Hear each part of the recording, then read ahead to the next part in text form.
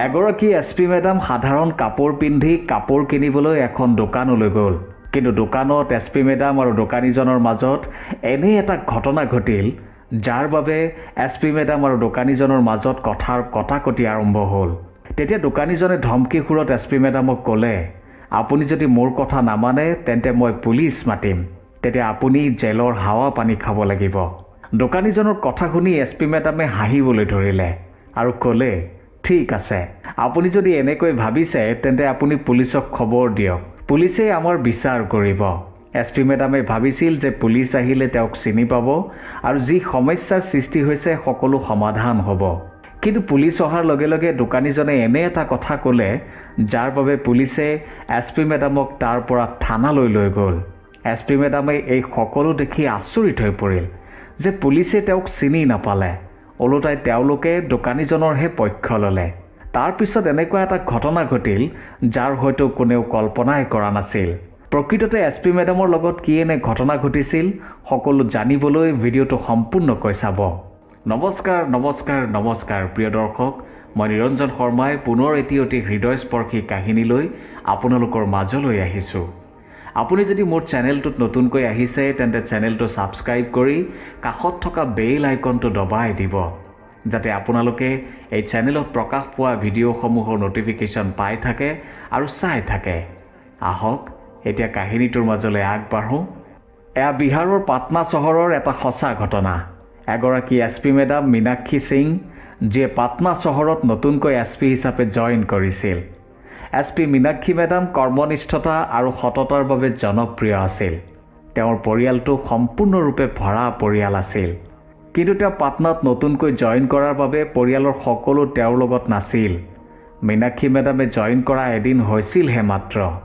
পিছদিনা তেওঁৰ সৰু ভায়েক আহি তেওঁৰ অফিচত উপস্থিত হ'ল আৰু ক'বলৈ ধৰিলে, বা মই তোমাক মোৰ লগত লৈ যাবলৈ আহিছোঁ, কাৰণ মোৰ বিয়াত যদি তুমি উপস্থিত নাথাকা তেন্তে কেনেকৈ হ'ব। তেতিয়া মীনাক্ষী মেডামে ক'লে, ভাইটি দুখ নকৰিবিচোন, মই ইয়াত জইন কৰা এদিন হৈছেহে মাত্ৰ। মই কোনোবা এদিন ছুটী লৈ ঘৰলৈ নিশ্চয় যাম আৰু তহঁতক দেখা কৰি আহিম। তেতিয়া ভায়েকে ক'লে, বা তুমি নগ'লে মোৰ বিয়া কেঞ্চেল, মই বিয়াই নাপাতোঁ। ভায়েক আৰু বায়েকৰ মাজত কিমান যে মিল। উপায় নাপাই মীনাক্ষী মেডামে বিয়াত উপস্থিত থকাটোত সন্মতি দিলে। ঠিক আছে, তই যা, মই কালিলৈ আবেলি ঘৰলৈ গৈ আছোঁ। বায়েকৰ কথা শুনি এছপি মেডামৰ ভায়েক ঘৰলৈ গুচি গ'ল। পিছদিনা এছপি মেডামে সাধাৰণ কাপোৰ পিন্ধি পাৰ্চনেল গাড়ী লৈ কাপোৰ কিনিবলৈ বুলি বজাৰলৈ গ'ল, কাৰণ সৰু ভায়েকৰ বিয়া যেতিয়া ভাল কাপোৰ এযোৰৰ প্ৰয়োজন। এছপি মীনাক্ষী মেডামে প্ৰথমে কেইবাখনো ডাঙৰ ডাঙৰ কাপোৰৰ দোকানলৈ গ'ল, কিন্তু তাত তেওঁৰ এযোৰো কাপোৰ পচন্দ নহ'ল। দৰাচলতে তেওঁ শাৰী কিনিবলৈ গৈছিল। অৱশেষত বিচাৰি বিচাৰি তেওঁ এখন দোকানত সোমাল, যিখন দোকানৰ নাম আছিল সুৰেশ শাৰী ভাণ্ডাৰ। দোকানীজনে বিভিন্ন ডিজাইনৰ বিভিন্ন ৰঙৰ শাৰী মেডামক দেখুৱালে। এছপি মেডামে সেই দোকানখনতেই এখন শাৰী পচন্দ কৰিলে আৰু দোকানীজনক শাৰীখনৰ দাম সুধিলে। তেতিয়া দোকানীজনে ক'লে, বাইদেউ আমাৰ দোকানত এক দাম, অৰ্থাৎ আপুনি বাহিৰত বৰ্ড এখনত লিখি থোৱা নিশ্চয় দেখিছে যে ফিক্স প্ৰাইচ, আৰু এই শাৰীখনৰ দাম 10,000 টকা।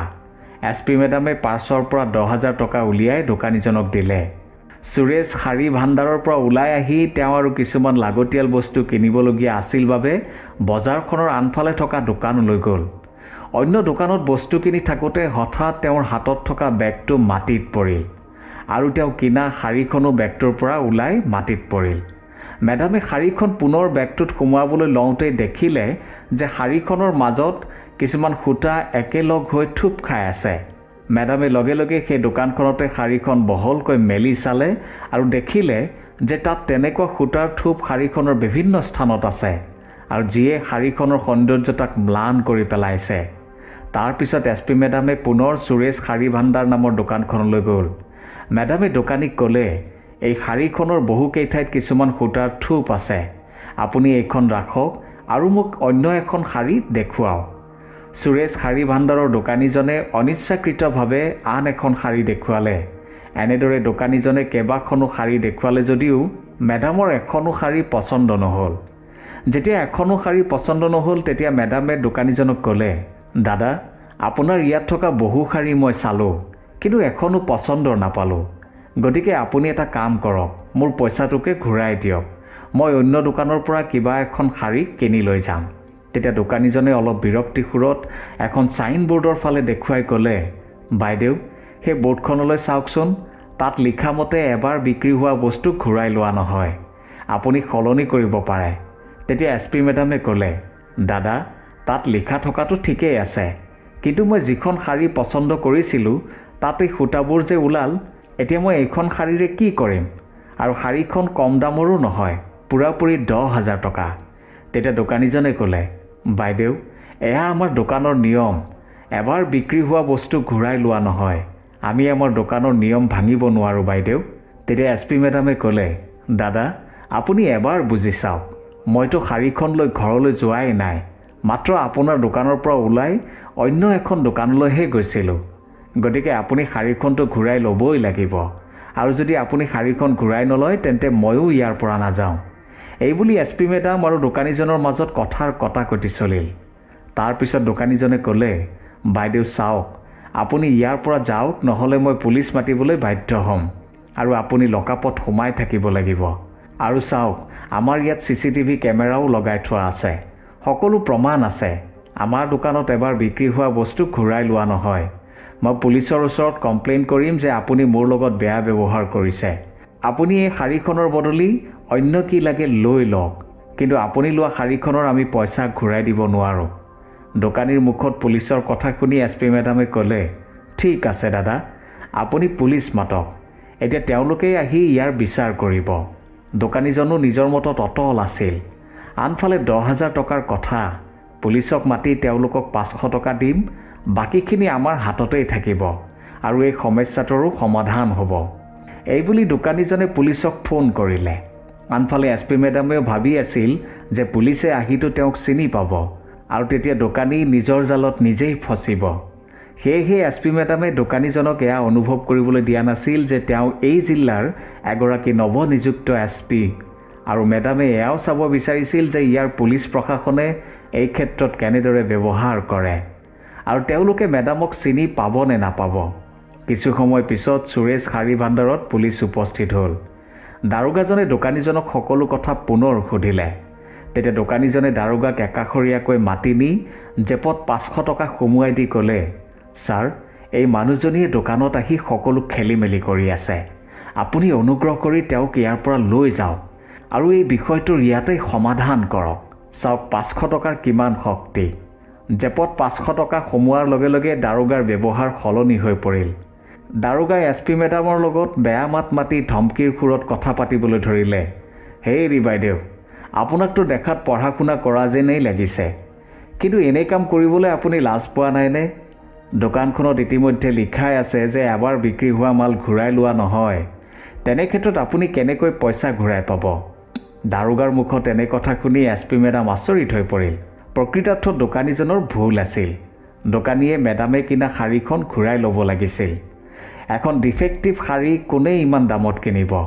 নতুবা তেওঁলোকে তেওঁলোকৰ দোকানত নাথাকিলে ক'ৰবাৰ পৰা আনি হ'লেও মেডামক ডিফেক্টিভ শাৰীখনৰ বদলি অন্য এখন শাৰী দিব লাগিছিল।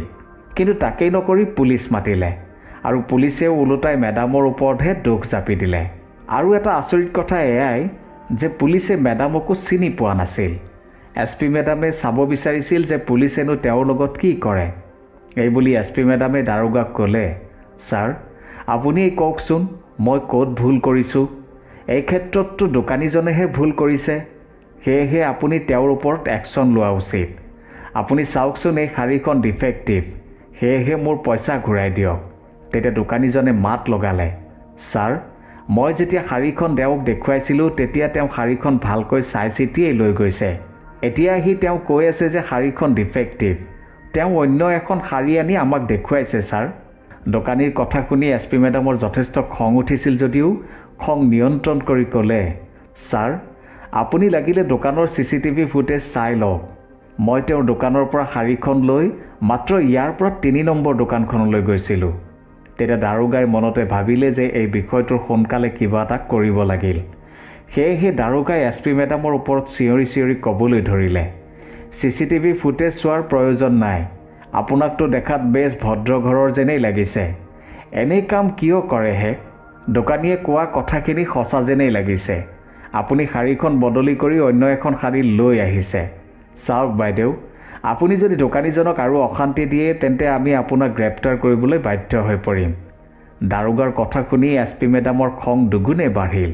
তথাপি শান্ত হৈ থাকিল আৰু দাৰোগাক উদ্দেশ্যি ক'লে, ঠিক আছে ছাৰ, তেন্তে সেয়াই হওক। ময়ো এবাৰ চাই লওঁ যে আপুনি মোক বিনা দোষত কেনেকৈ গ্ৰেপ্তাৰ কৰে। এই কথা শুনি এইবাৰ দাৰোগাৰ খং উঠিল আৰু এজন হাৱালদাৰক আদেশ দি ক'লে, এই বাইদেউজনীক গ্ৰেপ্তাৰ কৰা আৰু জীপত উঠাই লৈ থানালৈ লৈ ব'লা। তেতিয়া SP মেডামে ক'লে, ছাৰ, আপুনি ভুল কৰিবলৈ গৈ আছে। আপুনি নাজানেনে যে এজনী মহিলাক গ্ৰেপ্তাৰ কৰিবলৈ হ'লে কমচে কম এজনী মহিলা কনষ্টেবল থকাটো প্ৰয়োজন। SP মেডামৰ কথা শুনি দাৰোগাই অগ্নিশৰ্মা হৈ লগে লগে থানালৈ ফোন কৰি মহিলা কনষ্টেবল পঠিয়াই দিয়াৰ নিৰ্দেশ দিয়ে। মহিলা কনষ্টেবল অহাৰ পিছতে দাৰোগাই SP মেডামক গ্ৰেপ্তাৰ কৰাৰ নিৰ্দেশ দিলে। মহিলা কনষ্টেবলগৰাকীয়ে SP মেডামক গ্ৰেপ্তাৰ কৰি জীপত বহুৱালে আৰু থানালৈ লৈ গ'ল। বজাৰৰ মাজত এই দৃশ্য সকলোৱে চাই আছিল, কিন্তু কোনেও একো ক'ব পৰা নাছিল, কাৰণ পুলিচৰ লগতনো কোনে লাগিব। SP মেডাম থানাত উপস্থিত হোৱা তাত থকা এজন কনষ্টেবল আচৰিত হৈ পৰিল আৰু তেওঁ গৈ দাৰোগাক ক'বলৈ ধৰিলে, ছাৰ, আপুনি বহুত ডাঙৰ ভুল কৰিছে আৰু এই ভুলৰ পৰিণাম বহুত ভয়ানক হ'ব ছাৰ। SP মেডামে এই সকলো দেখি আছিল আৰু তেওঁ ইংগিতেৰে কনষ্টেবলজনক একো নকৈ মনে মনে থাকিবলৈ ক'লে। আনফালে কনষ্টেবলজনৰ কথা শুনি দাৰোগাই ক'লে, মই কি ভুল কৰিলোঁ? এই মেডামজনীয়ে আমাৰ লগত চেলেঞ্জ কৰিছে, সেয়েহে তেওঁক উঠাই আনিছোঁ। এদিন লকআপৰ হাৱা পানী খালে গম পাব যে প্ৰকৃততে কায়দা কানুন কি হয়। এই বুলি কৈ দাৰোগাই SP মেডামক লকআপত সুমুৱাই দিলে। তেতিয়া SP মেডামে আইন কানুনৰ বিভিন্ন বিষয়ৰ ওপৰত দাৰোগাক ক'লে, চাওক ছাৰ, আপুনি কিন্তু ভুল কৰিছে আৰু ৰাতি আপুনি এগৰাকী মহিলাক কেতিয়াও লকআপত ৰাখিব নোৱাৰে। তেন্তে মই কেনেকৈ এৰাতি লকআপৰ হাৱা পানী খাম? তেতিয়া দাৰোগাৰ কটাঘাত যেন নিমখ পৰিল। হেৰি বাইদেউ, মনে মনে থাকক, নহ'লে মহিলা কনষ্টেবল লগাই আপোনাক পিটা হ'ব। তেতিয়া SP মেডামে ক'লে, আপুনি বিনা দোষত কেনেকৈ পিটিব পাৰে? আৰু সাহস আছে যদি এবাৰ মোৰ গাত হাত দি চাওক। এই কথা শুনি দাৰোগা খঙত কি কৰোঁ কি নকৰোঁ হৈ পৰিল। আনফালে এই সকলো সেই কনষ্টেবলজনে দেখি আছিল, যিয়ে SP মেডামৰ বিষয়ে ভালকৈ জানিছিল। দাৰোগাই এগৰাকী মহিলা কনষ্টেবলক লকআপ খুলি SP মেডামক পিটাৰ নিৰ্দেশ দিলে। মহিলা কনষ্টেবলজনীয়ে লকআপ খুলি SP মেডামক লাঠিৰে পিটিবলৈ যাওঁতেই SP মেডামে ক'লে, খবৰদাৰ, এখোজো আগ নাবাঢ়িবা। এই বুলি কৈ SP মেডামে নিজৰ বেগত লৈ যোৱা আই কাৰ্ডখন উলিয়াই মহিলা কনষ্টেবলজনীৰ চকুৰ আগত ৰাখিলে। লগে লগে কনষ্টেবলজনীয়ে SP মেডামক চেলুট কৰিলে আৰু লকআপৰ পৰা ওলাই আহিল। এনে ঘটনা দেখি দাৰোগা আচৰিত হৈ পৰিল। দাৰোগাৰ আৰু বুজিবলৈ বাকী নাথাকিল যে এই মহিলাগৰাকী অন্য কোনো নহয়, এওঁ নিশ্চয় নৱনিযুক্ত SP হ'ব। তেতিয়া সেই কনষ্টেবলজনে, যিয়ে SP মেডামক আগৰে পৰাই চিনি পাইছিল, জানিছিল, তেওঁ SP মেডামক সকলোৰে আগত চিনাকি কৰাই দি ক'লে যে SP মেডাম কিমান সততাৰে আৰু নিষ্ঠাৰে কাম কৰে আৰু তেওঁৰ নিষ্ঠা আৰু সততাৰ বাবে তেওঁ কিমান জনপ্ৰিয়। এই সকলো জনাৰ পিছত থানাত উপস্থিত থকা সকলো পুলিচ কৰ্মচাৰীয়ে SP মেডামক চেলুট কৰিলে। আনফালে দাৰোগাই এই সকলো দেখি শুনি ভয়তে কঁপিবলৈ ধৰিলে। এতিয়া মোৰ গতি কি হ'ব বুলি দাৰোগাই দৌৰি গৈ SP মেডামৰ ভৰিত ধৰি ক্ষমা বিচাৰিবলৈ ধৰিলে।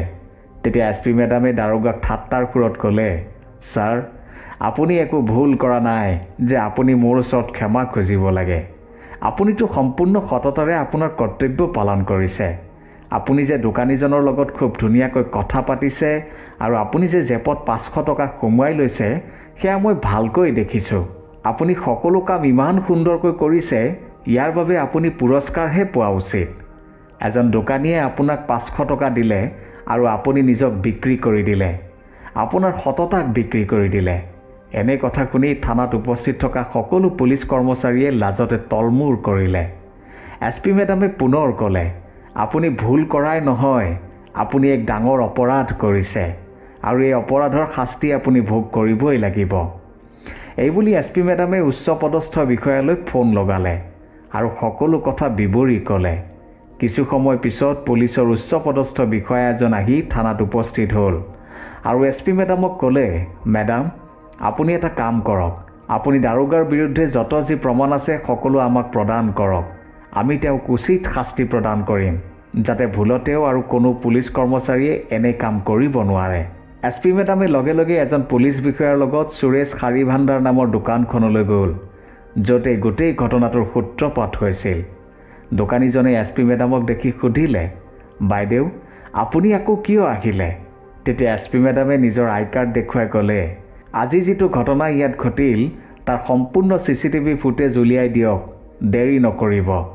SP মেডামৰ কথা শুনি দোকানীজন ভয়তে কঁপিবলৈ ধৰিলে আৰু SP মেডামৰ ভৰিত ধৰি ক'বলৈ ধৰিলে, মেডাম মোক ক্ষমা কৰি দিয়ক, আপুনি যে এগৰাকী SP মই গমেই পোৱা নাছিলোঁ।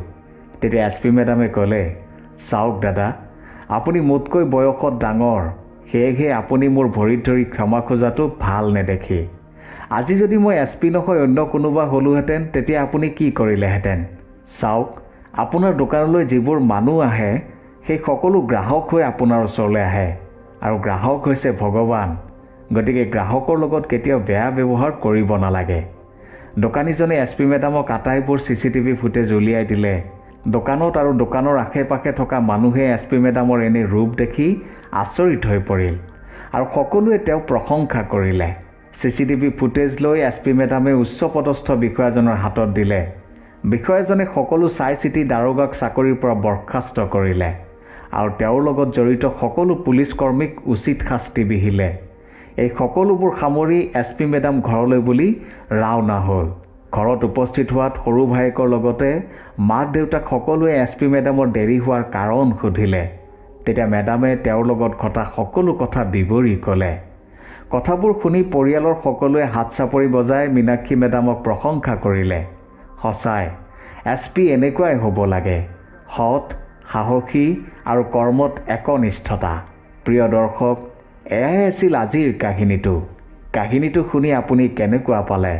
আপোনাৰ মতামত জনাবলৈ নিশ্চয় নাপাহৰিব।